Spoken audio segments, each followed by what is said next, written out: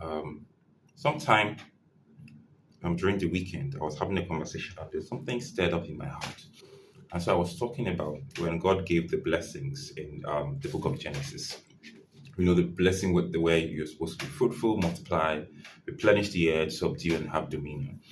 One of the things I noticed that a lot of people tend to, by default, focus their lives upon the first three. They will try to be fruitful, and even in these areas, they are just looking at physical effects. In order to subdue and to exercise dominion, you need some level of political or kingdom authority to do that. And not many people are able to do that. And then I began to ask people questions, and I feel that these questions can actually be quite relevant to you as well. So, for example, in what areas of your life do you believe you are excelling? In what area of your life do you believe that you have a bit of control over, in the sense that you know how things will be and you know what things will be? You know, when Jesus was telling the disciples that it was quite specific. He knew someone was going to betray him. He knew when the hour has come. You know, he was in control in the sense that he had ample knowledge of what was going to happen.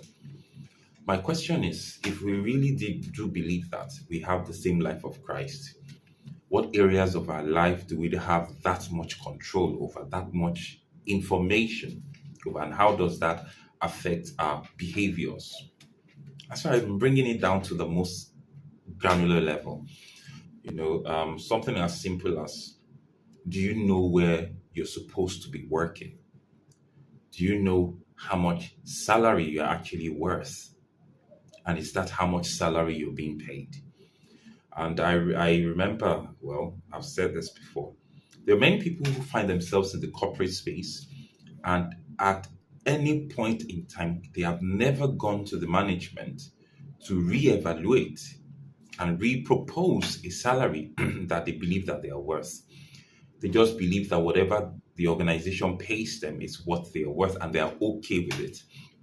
This mentality is not the mentality of anyone that has dominion or that is working in dominion. Because if you really are someone who knows your value, who knows the solution you're providing for an organization, who understand the pivotal and important position you hold, then you will place certain demands. But here's the truth: a lot of people do not grow to that level. A lot of people are not pivotal to any organization. Some people are easy to fire. There are some organizations that people who have dominion within an organization, the organization will think well before they do anything to hurt them or to harm them. But when the organization comes to a point and they are making decisions about, oh, we need to fire some people, if your name comes up, would they think twice about it? Or they be like, all right, yeah, we just hire someone that we can pay cheaper or something? That is a life without consequence. As believers, we need to mature in spirit, in science, in intelligence to become solution providers at a level. Now, when you find yourself, what kind of confessions do you make over yourself? Does the confession cover all the areas of your life? Does it cover your health? Does it cover your finances? Does it cover your work? Does it cover your relationship? What are you speaking about yourself to continue to align your life in where you believe that God is leading you to? Do you make confessions about the amount of salary you believe you're worth? And this is not just about greed, because someone who does not have a certification, has not solved any big problem, doesn't know how to solve complex situations, is always coming late, is always the one in focus when there is strife in the organization. You cannot be confessing that you'll be paid a whole lot because you are not bringing that much value. But do you know how much value you're bringing to an organization? And do you know how much you're worth? What are the things you're speaking about yourself? The quality of a person and the status of a person is known by the words that they speak about themselves. And sadly, many people do not speak words about themselves. How do I know this? The moment you are more adaptable to things and situations, so something happens and you're like, this government again, God will save us. So, and they end it with the classic term, it is well. And then they adapt to that situation. But someone who has been speaking over their life. So I'll give an example. Imagine someone who understands their worth and have been speaking and making confessions that, oh, I solve problems and I am remunerated to the tune of maybe 5 million naira in a month. And maybe the person is currently earning 3 million naira. Now, if an organization comes and says, oh, we are downsizing or whatever, and we are cutting people's salaries, that person, other people say, oh, okay, at least thank God I still have a job. That's how some people will think. But for some other people who understand, they will have to go back to God. That God, what is happening? This is what I'm speaking over my life. This is what I believe I should have according to you. What is the problem? And then they try to find, okay, does that mean I have to leave this place to move to a place where I believe this is what I'm worth? Or do I have to speak to the organization to renegotiate my position?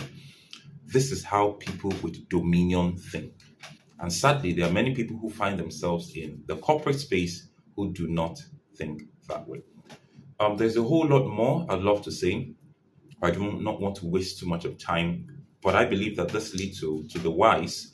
This can steer you in the right direction to evaluate your life and begin to see if you are moving towards that line of dominion as the blessings of God actually demands. If you're not, it means there's a lot of work you need to do to improving yourself, becoming better, learning how to solve complex problems, and becoming someone that taps into the intelligence of the Spirit of God, the revelations of the Spirit of God, to know what will happen and how to position yourself in the right way. The same thing happens in 2026 now, for example, where there is now going to be an income tax in Nigeria.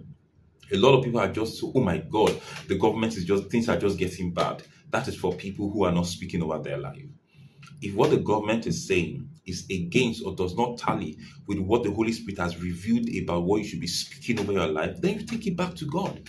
That God, this is not what I've been saying. The way the government is going is against what I believe that your purpose for my life is. Lord, what's the next thing?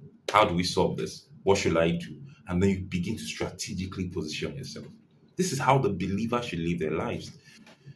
But sadly, that is not how a lot of people are living their lives out there. Only God will help us at the end. We have to be more strategic. We have to be more intentional. We have to be political. We have to be kingdom, in the way where we do things.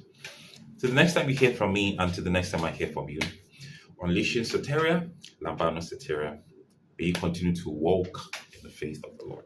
Ciao.